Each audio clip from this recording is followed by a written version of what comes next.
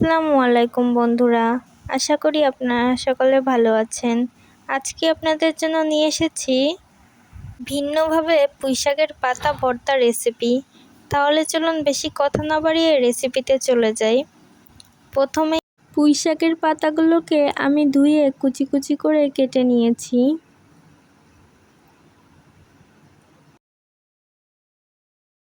আরও নিয়ে নিয়েছি রসুন, 4টা কাঁচামরিচ, 4টা শুকনা মরিচ এবং পেঁয়াজ।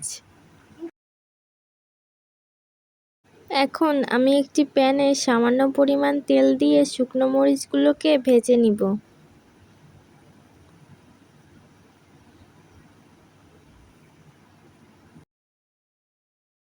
এখন এই একই তেলের মধ্যে রসুন এবং কাঁচামরিচগুলোকে দিয়ে ভেজে নিব।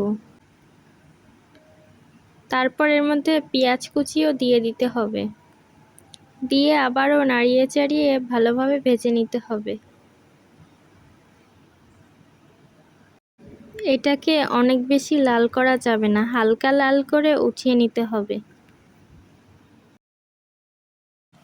এখন একই কড়াইয়ের মধ্যে পুঁইশাকগুলোকে দিয়ে নেড়েচেড়ে দিতে হবে।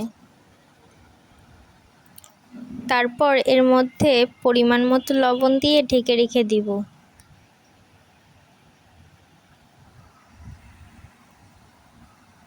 দুই তিন মিনিট পর আবারও নেড়েচেড়ে দিতে হবে। তারপর আবারও ঢেকে রেখে দিব 2-3 মিনিটের জন্য। এ সময় চুলার আঁচটা মিডিয়াম হিটে রাখবেন।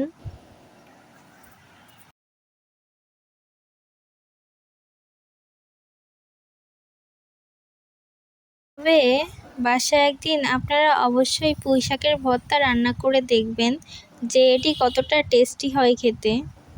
এখন আমি এটাকে উঠিয়ে নিব।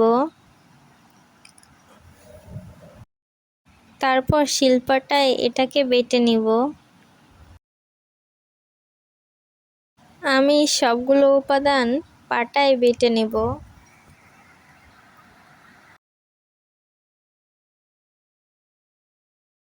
তারপর একই সাথে শুকনো মরিচগুলোকেও বেটে নিতে হবে। পেঁয়াজ রসুনটাকেও একই সাথে বেটে নিব, কিন্তু পেঁয়াজ রসুনটাকে বেশি বাটা যাবে না, হালকা করে বেটে নিতে হবে। এই পর্যায়ে এর মধ্যে সরিষার তেল দিয়ে দিতে হবে। তারপর একটু মিক্স করে নিলেই আমার ভর্তাটা প্রায় রেডি হয়ে যাবে।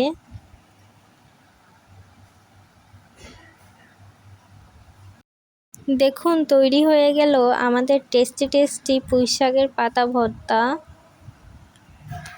এটা দেখতে যতটা সুন্দর, এর টেস্ট তার থেকেও অনেক বেশি। একবার খেলে বারবার খেতে মন চায়। ঝাল কম দিলে বাচ্চারাও খেতে পারে। রেসিপিটি ভালো লাগলে বাসায় অবশ্যই একদিন ট্রাই করে দেখবেন। আর আমার ভিডিওটি ভালো লাগলে লাইক সাবস্ক্রাইব করে পাশে থাকবেন। আজ এ পর্যন্তই, দেখা হচ্ছে নতুন কোনো ভর্তার রেসিপিতে। আল্লাহ হাফেজ।